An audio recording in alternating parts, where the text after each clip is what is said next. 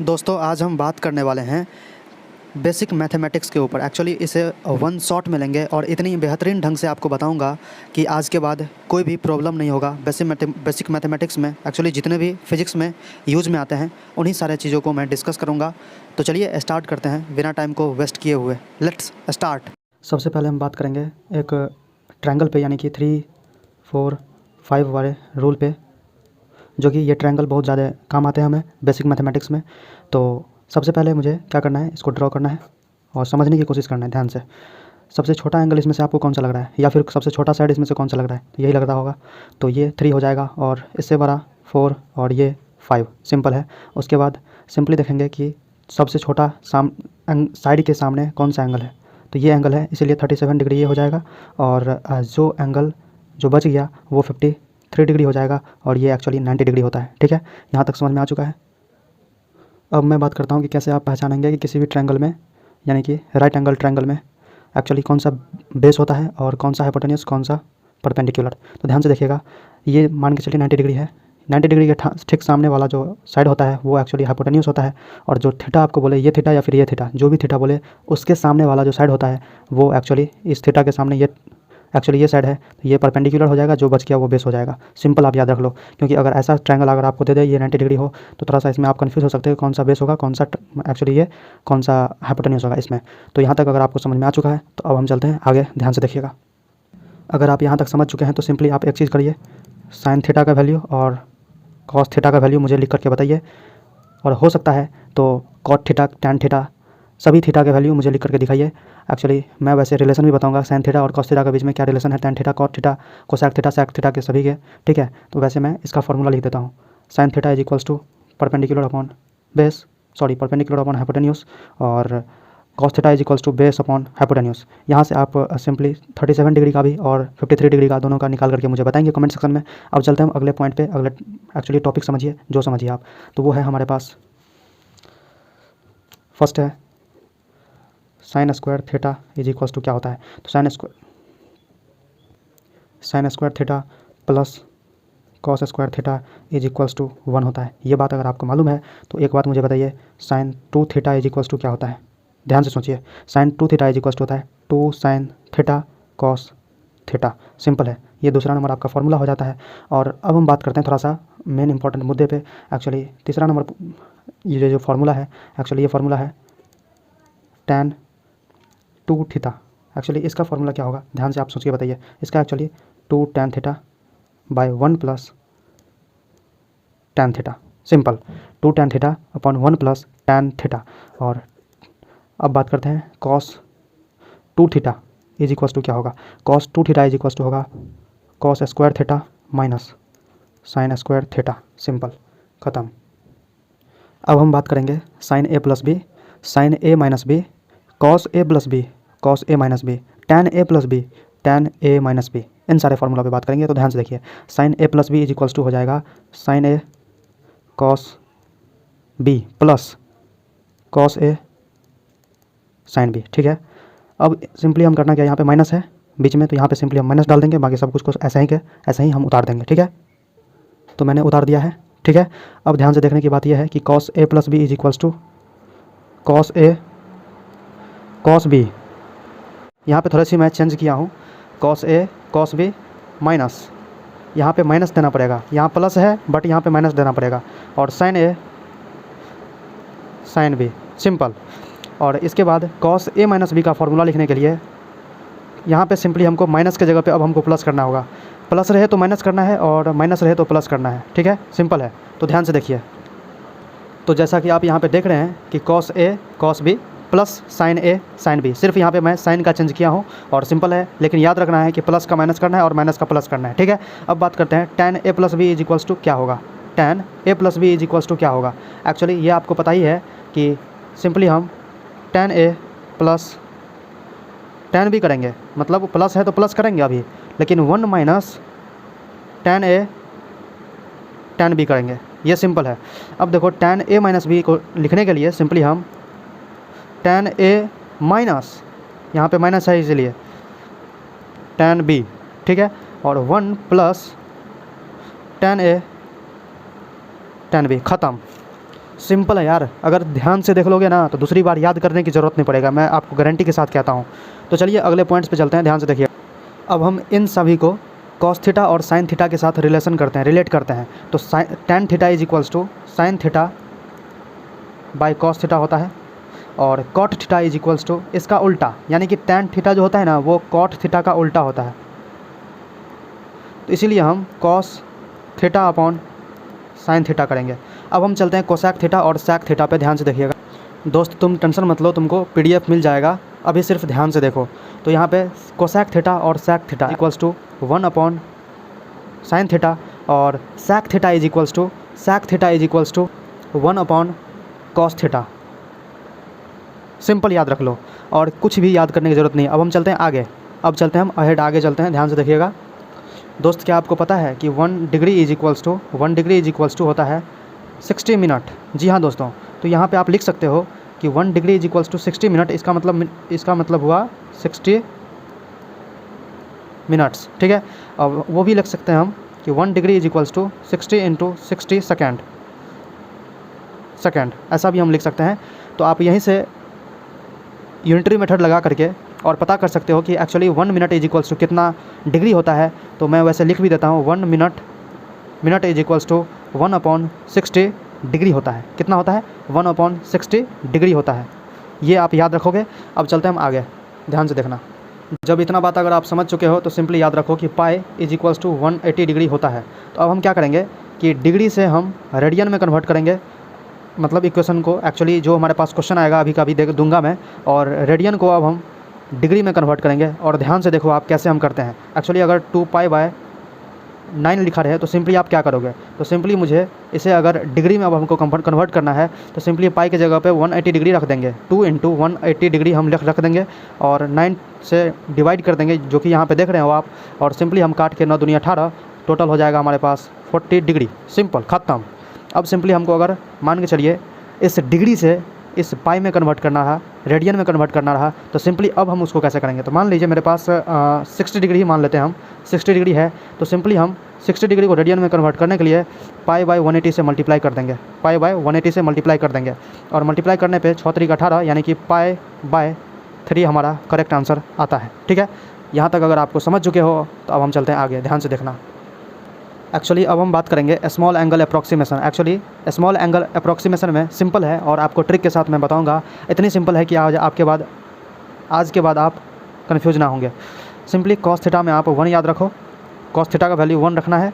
और sine theta और tan theta के केस में हम सिंपली थीटा रखेंगे। लेकिन ये जो थीटा रखना है ना वो रेडियन के फॉर्म में रखना है, रेडियन के फॉर्म में रखना है, ये भी रेडियन के फॉर्म में रखना है। ठीक है, अब एक्चुअली कैसे रखना है रेडियन के फॉर्म में, ध्यान से देखिएगा। अगर मान के चलिए हमारे पास जो क्वेश्चन पूछता है वो साइन 2 डिग्री का वैल्यू अगर हमको पूछे तो सिंपली हम क्या करेंगे, साइन 2 डिग्री का वैल्यू तो आप जानते हो कि साइन 2 डिग्री का वैल्यू हो या फिर टैन 2 डिग्री का वैल्यू हो, सेम ही आएगा। और वो आएगा 2 तो आएगा, 2 डिग्री तो आएगा, लेकिन उसको रेडियन के फॉर्म में रखना है। तो रेडियन के फॉर्म में हम π/180 से मल्टीप्लाई करते हैं और सिंपली मेरा आंसर का प्राप्ति हो जाता है, यानी कि 90 π/90 is the correct answer of this question. तो चलिए बताइए आपको कैसा लगा ये भी ट्रिक। अब बताते हैं हम आपको आगे, और ध्यान से देखिएगा दोस्तों। अब हम बात करने वाले हैं trigonometric function change. Actually trigonometry का फंक्शन कैसे चेंज करते हैं, यानी कि साइन 135 डिग्री का वैल्यू कैसे निकालेंगे, टैन 120 डिग्री का वैल्यू कैसे निकालेंगे, और कॉस -60 डिग्री का वैल्यू कैसे निकालेंगे, वो आपको मैं एग्जांपल के साथ बताऊंगा। और सबसे पहले मैं आपको कंसेप्ट दे देता हूँ कि कैसे चुटकियों में निकालते हैं। तो सबसे पहले आपको याद रखना है कि ध्यान से देखिएगा आप, मैं कंसेप्ट में स्टार्ट करता हूँ। एक्चुअली 3 स्टेप में मैं कंप्लीट कर दूंगा या फिर 2 स्टेप में भी कंप्लीट कर सकता हूँ, जो भी है। एक्चुअली इसमें याद रखना है all sign tan cos, simple. यानी कि यहाँ पे जितने भी आएंगे सभी पॉजिटिव आएंगे, सभी पॉजिटिव आएंगे। यहाँ पे सिर्फ साइन पॉजिटिव होगा, यहाँ पे सिर्फ टैन जो है ना वो पॉजिटिव होगा, यहाँ पे सिर्फ कॉस पॉजिटिव होगा। सिंपल है, इतना तक याद हो चुका है। तो याद रखिए अब कि आपको कभी भी लेना है ना तो इसको साइन थीटा, यहाँ पे देखिए ध्यान से, जैसे यहाँ पे लिखा हुआ है साइन 135 डिग्री, इसको इस हिसाब से तोड़ना है कि मुझे 90 डिग्री या फिर 180 डिग्री या फिर 270 आ जाए, 270 डिग्री मुझे आ जाए, ऐसे मुझे तोड़ना है। जैसे यहाँ पे देखिए साइन 135 डिग्री, तो साइन 90 डिग्री प्लस कितना आ गया 45 डिग्री, सिंपल है। तो हमने यहाँ पे इतना कर लिया। सिंपली इसको भी हम तोड़ेंगे तो tan 90 डिग्री प्लस 30 डिग्री करना होगा। ऐसे ही यहाँ पे इसको तोड़ेंगे तो tan 270 डिग्री प्लस 30 डिग्री करेंगे। ख़त्म। यहाँ तक अगर आप समझ में आ चुका है तो अब हम चलते हैं आगे। ये लेकिन आपको याद रखना है कि यहाँ पे हमको इस हिसाब से तोड़ना है। समझ में आया? और इस हिसाब से तोड़ने के बाद सिंपली यहाँ पे देख रहे होंगे कि 9, 18 और 27, जीरो को नहीं देखना है। तो यहाँ पे देख सकते हैं आप कि एक आ रहा है इवन और कुछ आ रहा है ऑड भी। एक्चुअली ऐसा आवे तो सिंपली ऑड के केस में चेंज कर देना, सॉरी इवन के केस में सेम रखना और ऑड के केस में चेंज कर देना। मैंने क्या बोला? इवन के केस में सेम रखना और ऑड के केस में चेंज कर देना। अब क्या चेंज करना, यानी कि साइन है तो कॉस में चेंज करना, tan है तो कॉट में, और यहाँ पे कॉस लिखना है। कॉस है तो साइन में चेंज कर देना है, सिंपल है। कॉस है तो साइन में चेंज कर देना है, सिंपल है।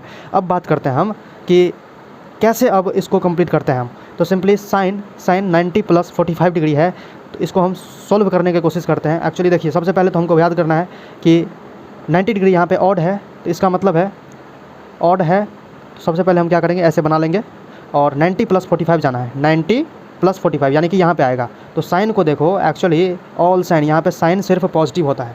यहाँ पे साइन पॉजिटिव होता है। साइन जो पॉजिटिव होता है, इसीलिए हमको यहाँ पे पॉजिटिव का साइन देना है। ठीक है, पॉजिटिव का साइन देना है। अब बात करना है यहाँ पे, एक्चुअली ये ऑड है तो चेंज हो जाएगा, ऑड है तो चेंज हो जाएगा, ऑड है तो चेंज हो जाएगा, यानी कि साइन का कॉस हो जाएगा, कॉस हो जाएगा। और यहाँ पे सिंपली हम 45 डिग्री यहाँ पे पुट कर देंगे। ठीक है, 45 डिग्री। अब हम cos 45 का वैल्यू जो भी होता है वो लिख सकते हैं। अभी ऐसे ही इसमें देखिए आप, यहाँ पे एक्चुअली tan 90 प्लस 30 डिग्री है, तो सिंपली हम ऐसे बनाएंगे और सिंपली चेक करेंगे। सिंपली हम यहाँ पे चेक करेंगे कि 90 प्लस 30 डिग्री कहाँ पे आ रहा है, 90 प्लस यहाँ पे। इसका मतलब है कि यहाँ पे सिर्फ साइन तो पॉजिटिव होता है, बाकी सब निगेटिव होता है, इसीलिए हम यहाँ पे निगेटिव का साइन देंगे। tan यहाँ पे फिर से आ चुका है मेरे पास, ऑड आ चुका है, इसीलिए ऑड की जगह पे हम चेंज करना पड़ेगा, tan का कॉट करना पड़ेगा, और कॉट कर चुके हैं तो सिंपली 30 डिग्री हमको यहाँ पे सीधे पुट कर देना है। अब देखिए ध्यान से, 270 डिग्री प्लस 30 डिग्री है मुझे लिखने के लिए। सिंपली हम क्या करेंगे, एक ऐसे बनाएंगे और सिंपली यहाँ पे चेक करेंगे कि कहाँ पे मुझे आ रहा है। 270 डिग्री यहाँ तक गया और यहाँ पे आ रहा है ऑल साइन tan कॉस। यहाँ पे कॉस पॉजिटिव होता है, इसीलिए हमको पॉजिटिव लिखना पड़ेगा। और एक्चुअली यहाँ पे 27 जो है वो भी ऑड ही है, तो वो चेंज होगा। चेंज होने के केस में कॉस का साइन हो जाएगा और 30 डिग्री हम सिंपली लिख सकते हैं। तो हम सभी का वैल्यू ऐसे ही निकाल करके अपना रेडी कर सकते हैं और चुटकियों में निकल जाएगा। अगर आपका प्रैक्टिस एकदम बढ़िया धाकर रहा तो सिंपली आपका धाकर की तरह क्वेश्चन भी बनेगा चुटकियों में। तो चलते हैं हम आगे, ध्यान से देखिएगा। अब चलिए हम सबसे इम्पॉर्टेंट मुद्दे पे बात करते हैं, वो है हमारे सामने ग्राफ। एक्चुअली इतनी अच्छी तरीके से मैं बताऊंगा आपको कि ग्राफ को कैसे हैंडल करना है। तो ध्यान से देखिए आप, बिना टाइम को वेस्ट किए हुए हम स्टार्ट ही कर देते हैं। तो सबसे पहले आपको याद क्या रखना है, मान के चलिए ये आपके पास एक एक्स वाई प्लेन है, ठीक है, एक्सिस है। एक्चुअली मान के चलिए ये आपके सामने दिया हुआ है एक स्ट्रेट लाइन, और यहाँ पे अगर थीटा एंगल दिया हुआ है तो सिंपली आपको स्लोप पूछे कोई भी, ज़िंदगी में कोई भी अगर आपसे स्लोप पूछे तो सिंपली आप बोल देना tan थीटा। क्या बोलोगे आप? tan थीटा, यानी कि परपेंडिकुलर अपॉन बेस। और इसी तरीके से आप d delta y bye delta x भी लिख सकते हो, और इसी तरीके से तुम सिंपली dy बाय dx भी लिख सकते हो, कोई दिक्कत नहीं है। ज़्यादा कन्फ्यूज होने की ज़रूरत नहीं है, मैं जैसा बोल रहा हूँ वैसा फॉलो करो, ठीक है। अब मैं बात करता हूँ कि एक्चुअली कैसे आप समझते हैं। अब हम बात करते हैं वैसे कि थीटा कांस्टेंट वाले कुछ ग्राफ्स हैं। एक्चुअली देखिए ध्यान से, मैं कुछ ग्राफ बना रहा हूँ। ये स्ट्रेट लाइन है, तीनों स्ट्रेट लाइन पैरेलल है एक दूसरे के, ठीक है। अब हम एक तो ऐसे ले लेते हैं ग्राफ, और एक ले लेते हैं ऐसा ग्राफ ले लेता हूँ। एक्चुअली इसमें देखो थीटा हमेशा के लिए कांस्टेंट है, थीटा हमेशा के लिए कांस्टेंट है, इसलिए स्लोप भी कांस्टेंट होगा इसका, और tan थीटा भी कांस्टेंट होगा, यानी कि dy बाई dx भी कांस्टेंट होगा। इसका भी देख सकते हो, किसी भी जगह पे आप काटोगे ऐसे करके तो सिंपली सब जगह इसका थीटा भी कांस्टेंट है, यानी कि tan थीटा भी कांस्टेंट हो जाएगा, और स्लोप भी कांस्टेंट हो जाएगा, dy बाई dx भी कांस्टेंट हो जाएगा, ठीक है। और इसमें भी पैरेलल लाइंस जितना भी है सब में थीटा भी कांस्टेंट है, tan थीटा भी कांस्टेंट है, और स्लोप भी कांस्टेंट है, और इसी प्रकार से मतलब इसका सब कुछ कांस्टेंट है, इसीलिए ये पैरेलल लाइंस एक्चुअली सबका स्लोप कांस्टेंट होता है। इतना अगर आप समझ चुके हैं तो अब हम चलते हैं आगे। दोस्तों आपको मैं एक तो क्वेश्चन देता हूं जो कि आपको सॉल्व करके और बताना है किसका थीटा ज़्यादा है, यानी कि स्लोप ज़्यादा है, और किसका स्लोप कम है, वो आपको सिंपली बताना है। क्या बताना है? स्लोप बताना है, स्लोप बताना है आपको, ठीक है। अब बात करते हैं, ध्यान से देखिएगा। ये एक मैं स्ट्रेट लाइन ये लिया हूँ, और एक स्ट्रेट लाइन ये लिया हूँ, ठीक है। ये रहा पहले वाला और ये रहा दूसरा वाला। इसका ये अल्फ़ा एंगल है और ये इसका बीटा एंगल है। तो बताइए किसका स्लोप ज़्यादा है, अल्फ़ा वाले का या फिर बीटा वाले का? तो आपको ये कमेंट सेक्शन में बताना है और बताइए मुझे, तो मैं आपको हर्ट भी दूंगा अगर आप सही करते हो। तो आगे बढ़ते हैं हम दोस्तों। अब हम बात करेंगे स्ट्रेट लाइन ग्राफ पे। एक्चुअली इसमें आपको दो तरीके से मैं बताऊंगा, यानी कि इक्वेशन से आप कैसे ग्राफ पे जाते हैं और कैसे आप ग्राफ से इक्वेशन पे जाते हैं। ये दोनों तरीके से मैं आपको बताऊंगा, सिर्फ आप ध्यान से देखना। तो याद रखना, स्ट्रेट लाइन के ग्राफ में एक्चुअली स्ट्रेट लाइन के लिए आपको एक ही चीज़ याद रखना है, वो है y is equals to M X plus C.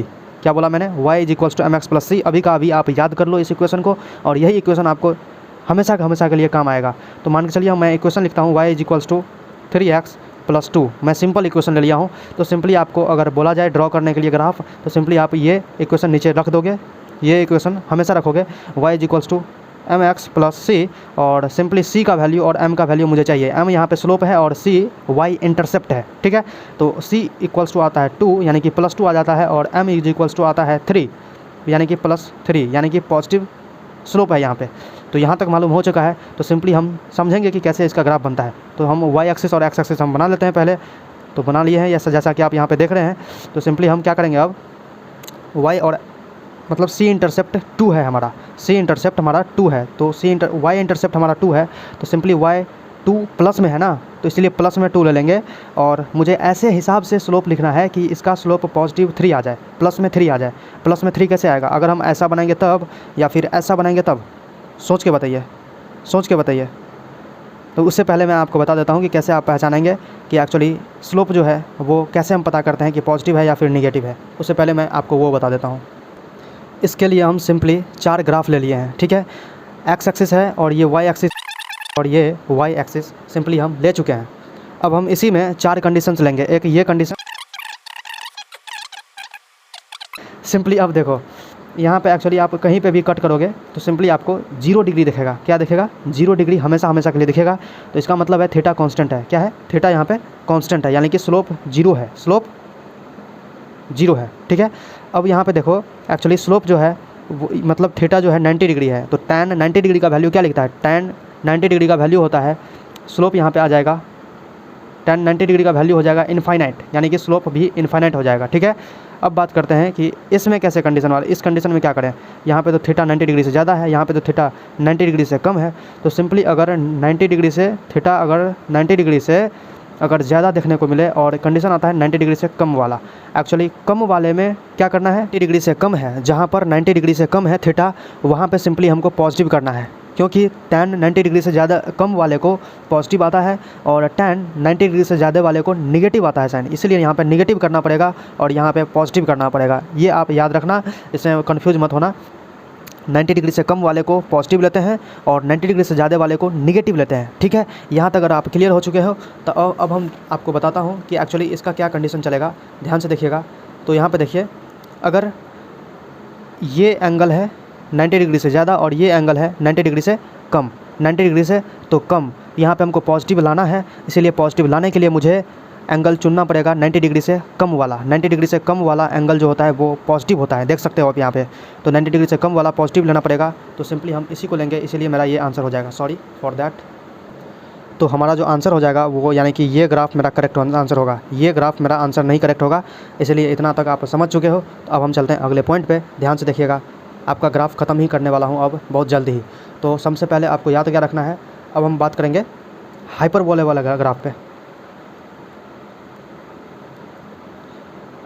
Hyperbola वाले ग्राफ पे एक्चुअली बात करेंगे। सिंपली हाइपरबोला वाले ग्राफ में आपको सिंपली याद रखना है y, एक इक्वेशन मैं लिख देता हूँ, y इज इक्वल्स टू, यहाँ पे कोई कांस्टेंट हो और कांस्टेंट 1 मान लेता हूँ मैं, और यहाँ पे x स्क्वायर रहे, क्या समझे। और ऐसा भी अगर रह सकता है। सिंपली इसका ग्राफ जो बनेगा वो ग्राफ बनेगा ऐसा ग्राफ बनेगा। सॉरी, यहाँ पे सटना नहीं चाहिए, ग्राफ जो बनेगा इसका ऐसा ग्राफ बनेगा, ठीक है। सटना नहीं चाहिए दोनों एक्सिस को, ठीक है। ये x एक्सिस है, ये y एक्सिस है। सिंपली आप अगर सोच रहे होंगे कि 1/x का क्या होगा और 1/x अंडर रूट x का क्या होगा, और ये भी सोच रहे होंगे आप कि y is equals to 1/x cube का क्या होगा। तो सिंपली आप इसको ऐसे याद रखो कि सब का ग्राफ यही होगा। क्या बोला हमने, y is equals to 1/x² रहे, y is equals to 1/x रहे, y is equals to 1/√x रहे, y is equals to 1/x³ रहे, तो सब का ग्राफ सेम ही होगा, जो होगा ऐसा। कैसा, ऐसा।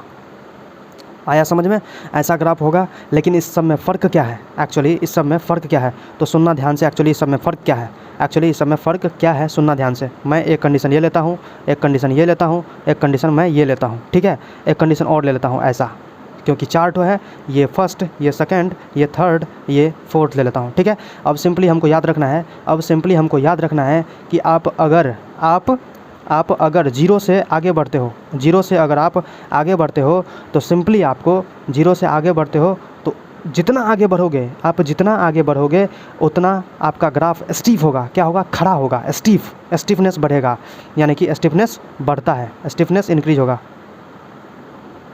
स्टीफनेस इंक्रीज होगा सिंपली। तो यहाँ पे देखो सबसे कम पावर किसका है, सबसे कम पावर कौन सा है, या फिर सबसे ज़्यादा पावर नीचे में किसका है, तो x³ का सबसे ज़्यादा पावर है, इसीलिए इसका ग्राफ जो होगा फर्स्ट चौथे वाले का ये ग्राफ होगा, यानी कि जो सबसे ज़्यादा खड़े ग्राफ है। अब देखो y is equals to x², y is equals to 1/x² है, इसके बाद इसका ग्राफ हो जाएगा, यानी कि फर्स्ट नंबर का ग्राफ ये हो जाएगा, और यानी कि उससे कम स्टीफ वाला।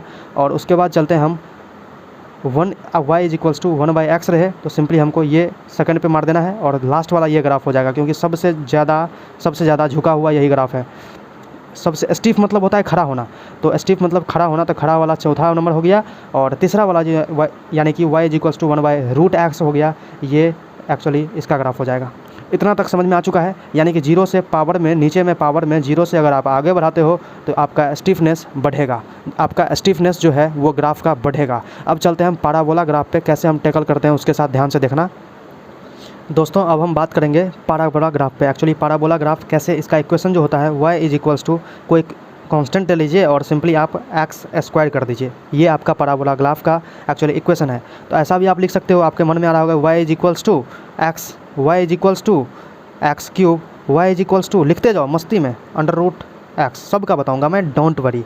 इसको आप ऐसे लिख सकते हो, y इज इक्वल्स टू √1/2 लिख सकते हो, सिंपली ख़त्म है। अब देखो ध्यान से, हम यहाँ पे 3 ठो केस लेते हैं, एक ये, एक ये, एक ये, x y x y x y, simply ख़त्म। अब देखो ध्यान से, एक्चुअली मुझे करना क्या है, ध्यान से देखना। अगर मुझे यहाँ पे पैराबोला के केस में एक्चुअली 1 से 1 को हम लेंगे, यानी कि x वाले को, यहाँ पे कुछ नहीं है तो 1 है, 1 वाले से अगर आगे बढ़ोगे, 1 वाले से अगर आगे बढ़ोगे तो तुम्हारा ग्राफ जो बनेगा वो बनेगा ऐसा, सॉरी ऐसा उठेगा ग्राफ। आगे बढ़ोगे तो उठेगा ग्राफ। यही तुम पीछे जाओगे, नीचे जाओगे, 1 से अगर नीचे जाओगे, पावर है ये, एक्चुअली पावर है, तो ग्राफ जो बनेगा वो बनेगा ऐसा, कैसा, ऐसा, ठीक है।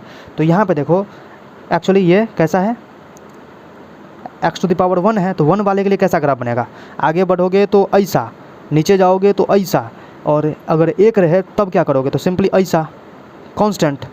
हाँ, जैसा कि आप स्ट्रेट लाइन में पढ़े हो, y is equals to mx plus c, ख़त्म, यही तो है, y is equals to mx plus c।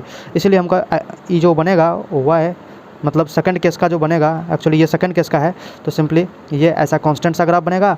और जब पावर 1 से ज़्यादा करेंगे, यानी कि 2, 3, 4, 5 जो भी करेंगे, तो हमारा ग्राफ जो बनेगा वो उठा हुआ ग्राफ बनेगा, यानी कि इसका और इसका, यानी कि 1 2 3, ये 3 हो गया, ये 4 हो गया। तो सिंपली 1 का और 3 का ग्राफ जो है वो 1 का और 3 का ग्राफ है ऐसा उठा हुआ ग्राफ, क्योंकि 1 से बढ़ रहा है पावर, 1 से ज़्यादा हो रहा है। और 1 से कम पावर वाले का क्या होगा, 1 से कम पावर वाले का क्या होगा, तो सिंपली हम ग्राफ को नीचे की ओर सुला देंगे आराम से, ख़त्म। सिंपल है यार। आपको ऐसा भी पूछ सकता है कि बताओ स्लोप पॉजिटिव है या फिर नेगेटिव, ऐसे ग्राफ्स में, एक्चुअली ऐसा ग्राफ्स में आपको पूछ भी सकता है कि स्लोप पॉजिटिव है या फिर नेगेटिव है। तो आपको सिंपली याद रखना है कि एक हंसता हुआ आदमी है और एक रोता हुआ आदमी है, ठीक है। एक रोता हुआ आदमी है और एक हंसता हुआ आदमी है।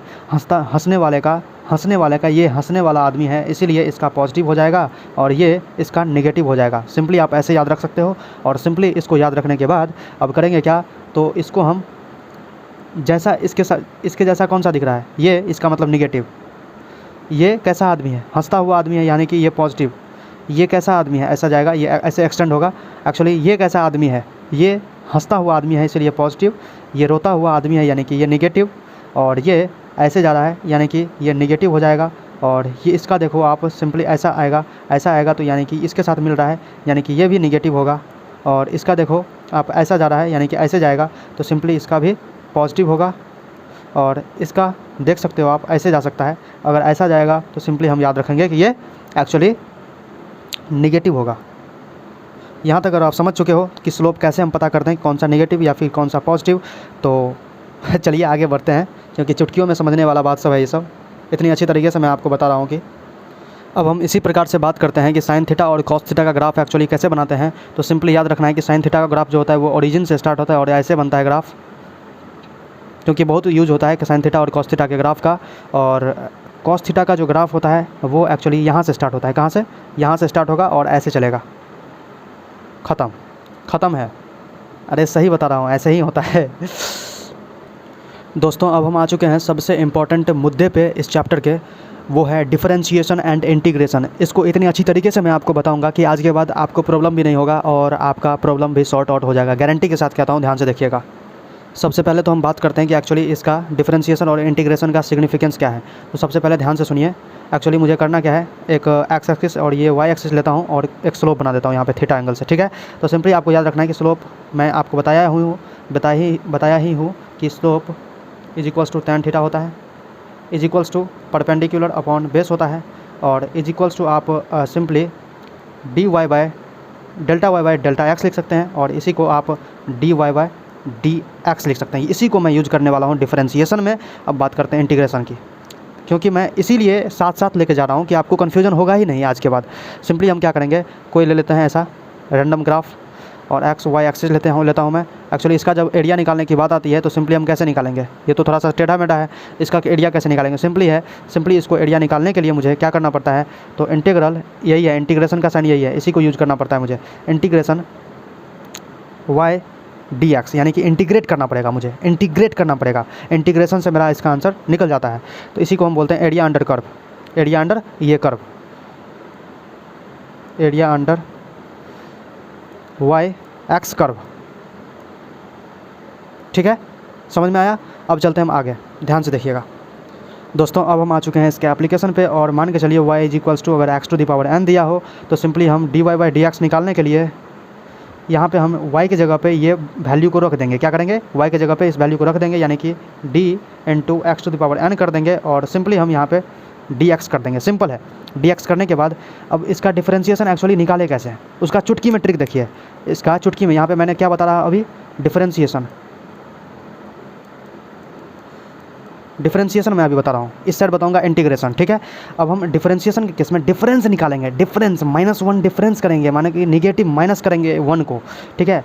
तो इसके लिए हम simply x to the power n-1 करेंगे, लेकिन इस n को पहले यहाँ पे हम डाल देंगे, लेकिन हम इंटीग्रेशन के केस में ऐसा नहीं करेंगे। वैसे हम बात करेंगे इंटीग्रेशन में कैसे करते हैं, लेकिन यहाँ पे पहले n डाल देंगे और x to the power n-1 करना है यहाँ पे, क्योंकि ये डिफरेंशिएशन है और डिफरेंशिएशन में हम निगेटिव करते हैं, ठीक है, माइनस करते हैं, इसीलिए n-1 करना है। वैसे हम एक एग्जांपल के थ्रू मैं आपको बताता हूँ, जो है example y is equals to 3x to the power 2 कर देता हूँ, ठीक है, 3x टू द पावर 2 कर देता हूँ। इसके लिए हम सिंपली क्या करेंगे, dy बाई dx निकालेंगे, ठीक है। dy बाई dx निकालने के लिए हम क्या करेंगे, तो हमने क्या बोला, जो भी पावर है उसको पहले इधर डाल देंगे, यानी कि 2 इंटू 3 पहले से है और x टू द पावर 2 में से एक को माइनस करना है। क्या बोला हमने, 2 इंटू जो पहले से है और x टू द पावर जितना है उसमें से हमको 1 माइनस करना है। तो हमारे पास जो आंसर आता है 3 दूनी 6, x to the power 1, x to the power 1 आता है हमारे आंसर, और यही इसका करेक्ट आंसर है। और यही इसका शानदार सा आपको ट्रिक के साथ मैं बता दिया, या फिर ये ट्रिक ना समझो तो ना समझो, लेकिन आप प्लीज़ कंसेप्ट समझ लेना ये। अब हम चलते हैं इंटीग्रेशन पे।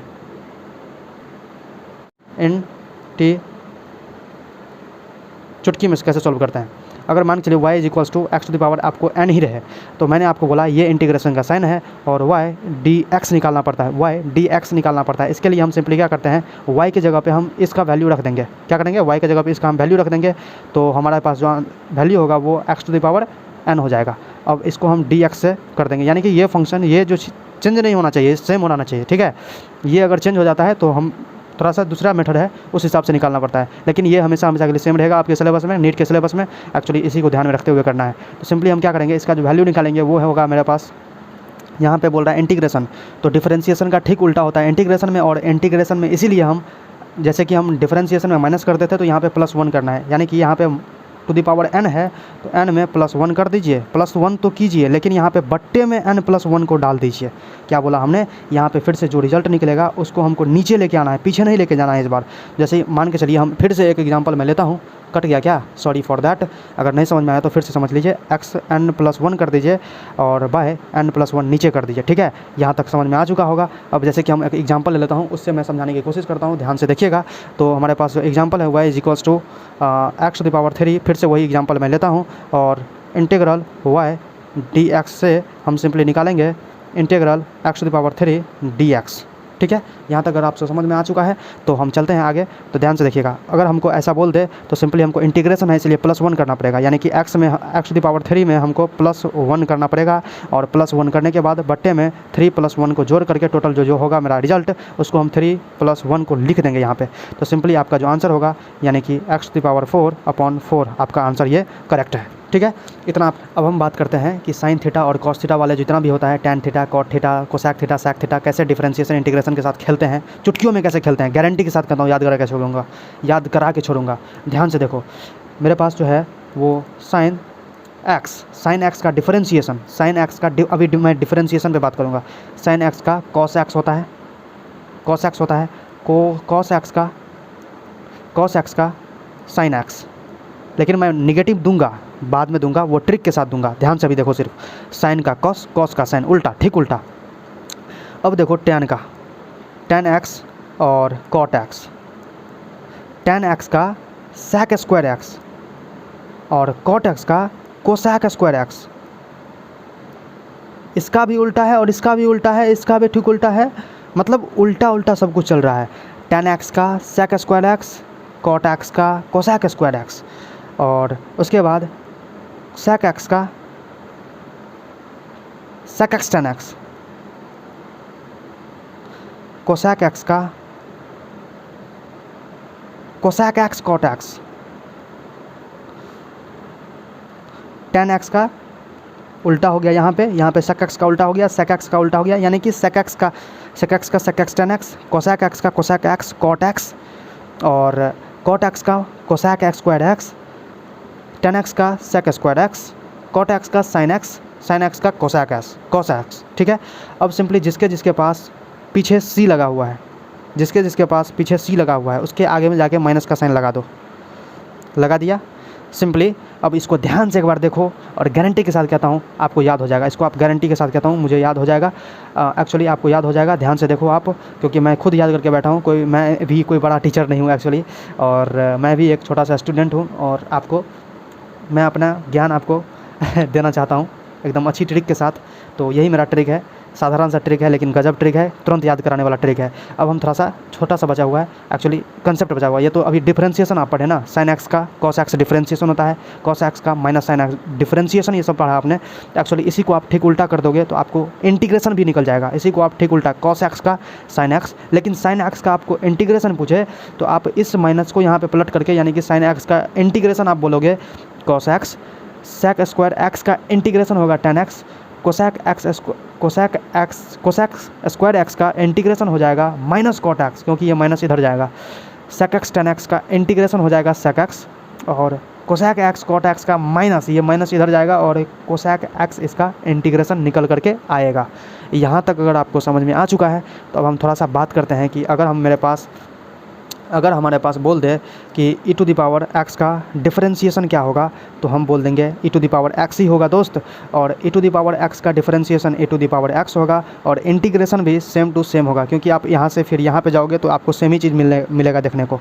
तो आप बताओ कि log x का डिफरेंशिएशन होता है क्या होता है, 1/x होता है। तो सिंपली याद रखना कि 1/x का इंटीग्रेशन भी log x होगा, लेकिन इंटीग्रेशन में मैंने क्या बताया था कि आप सिंपली उसको आगे पीछे कर दो, ऊपर वाला पावर को +1 कर दो इंटीग्रेशन में, लेकिन वहीं पे थोड़ा सा वैरी कर जाता है। एक्चुअली log x का जो 1/x यानी कि x⁻⁻1 पावर में -1 गया है, तो वहाँ पे वो फार्मूला नहीं लग पाता है और लग पाता है यही फार्मूला। आया समझ में? यानी कि 1/x का सिर्फ वहीं पे एक्सेप्शन है, वो पूरे मैथमेटिक्स में है, वो आपको दिमाग लगाने की ज़रूरत नहीं है। 1/x का एक्चुअली होता है इंटीग्रेशन log x, और एक और मेरे पास जो बच चुका है 1/x का डिफरेंशिएशन होता है -1/x²। डिफरेंशिएशन होता है, ये सब डिफरेंशिएशन है, डायरेक्ट में डिफरेंशिएशन।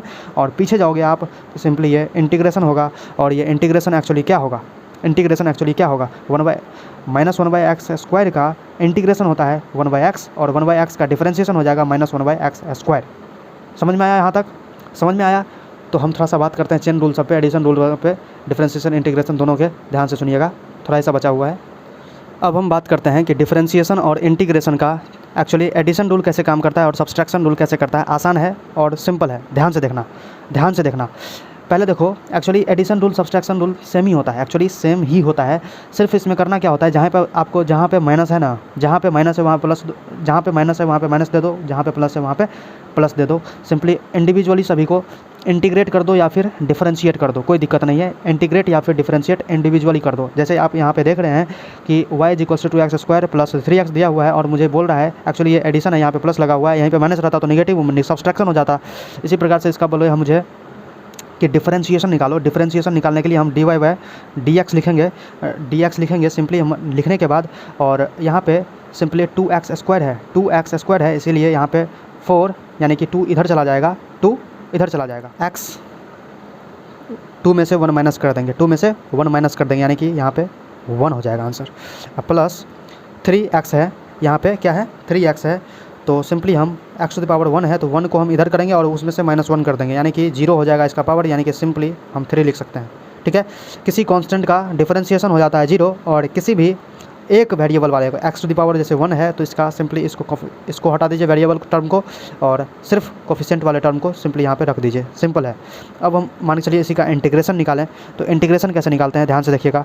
तो सिंपली इंटीग्रेशन निकालने के लिए मुझे क्या करने पड़ते हैं, तो वो बात आता है कि इंटीग्रल y/dx, सिंपली y के जगह पे इन सारे टर्म को रखेंगे, और रखने के बाद सिंपली हम इसे इंटीग्रेट करेंगे, तो मुझे जो आंसर आएगा वो चौंका देने वाली आंसर आएगा, वो है 2x² है। तो सिंपली हम 2x तो पहले ही लिख लेंगे, 2x पहले ही लिख लेंगे पूरा टर्म को, और 2 में हम 1 प्लस कर देंगे, यानी कि 213 अपॉन टोटल 3 यहाँ पे लिख देंगे, सिंपल है, खत्म।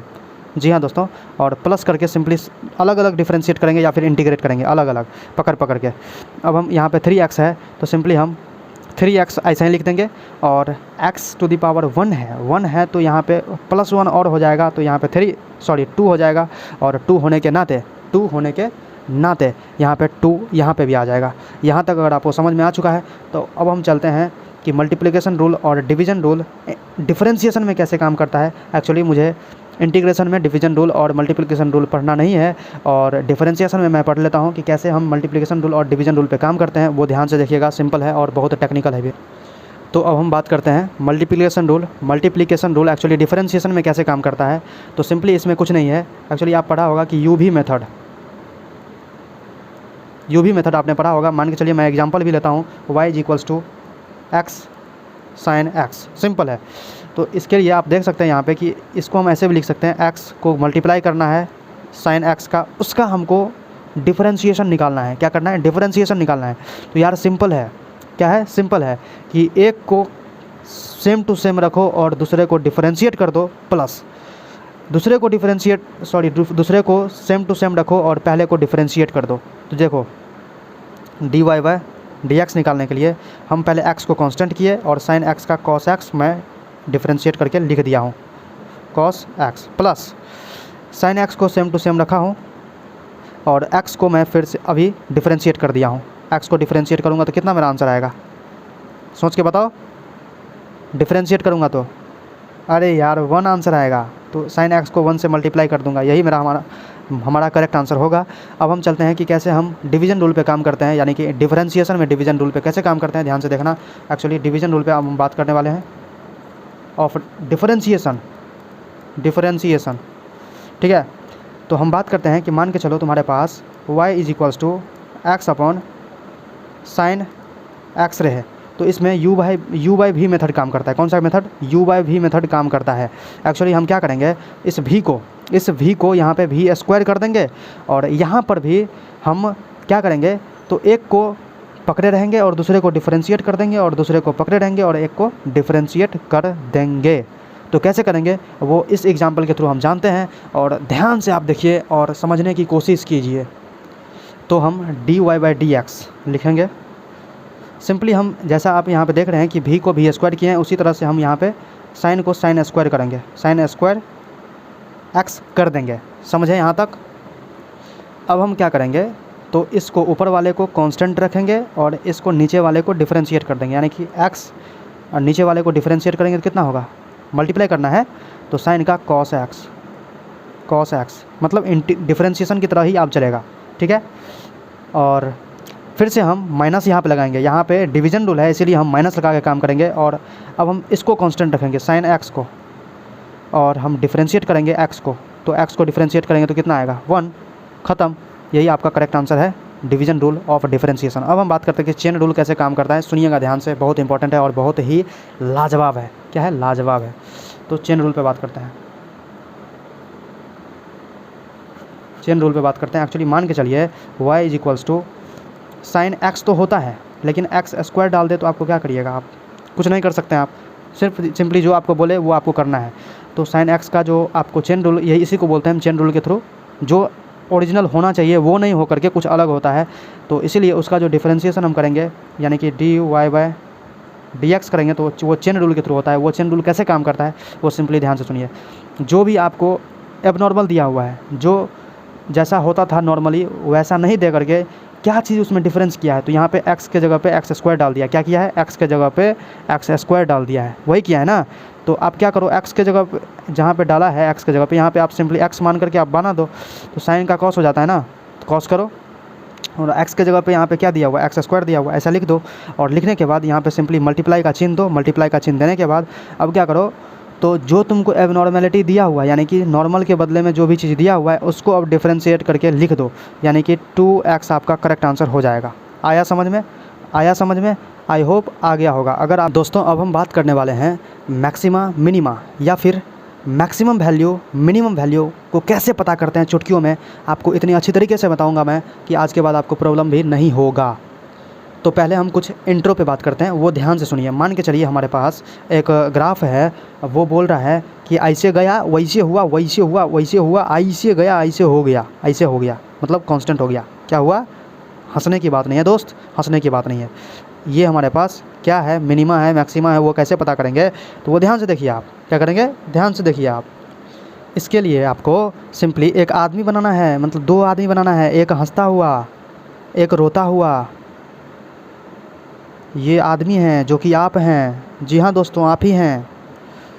हो गया, ये हंसता हुआ यानी कि ये पॉजिटिव, ये निगेटिव, ठीक है। और ये पॉजिटिव, बुरा मत मानिएगा ऐसे ही बोला, मैं मजाक किया आपसे। ये पॉजिटिव, ये निगेटिव, ठीक है। इतना याद हो चुका है। अब देखो यहाँ पे एक्चुअली ये हंसता हुआ है तो ये पॉजिटिव है, तो देखो तो ऐसा ग्राफ कहाँ कहाँ पे दिख रहा है तुमको, देखो ना यहाँ पे, ये यहाँ मतलब यहाँ पे नहीं। अब तो सिंपली यहाँ पे इसको मानेंगे हम, ये हंसता हुआ को मिनिमा और इसको मैक्सिमा। क्या बोला हमने? रोता हुआ को, यानी कि निगेटिव वाला होता है मैक्सिमा और पॉजिटिव वाला होता है मिनिमा, ठीक है।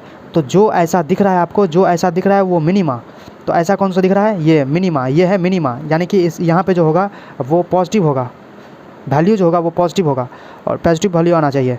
और मैक्सिमा के जगह पे निगेटिव, यानी कि यहाँ पे मैक्सिमा, यहाँ पे मिनिमा, यहाँ पे मिनिमा, यहाँ पे मैक्सिमा। इतना समझ में आ चुका है। तो अब हम बात करते हैं कि एक्चुअली अगर जो मान के चलिए कांस्टेंट हो जाए, तो ये नो मैक्सिमा नो मिनिमा, ये स्टेबल, यानी कि एकदम पूरा सपाट। क्या है? सपाट, ठीक है, सपाट है इतना समझ में आ चुका है ना।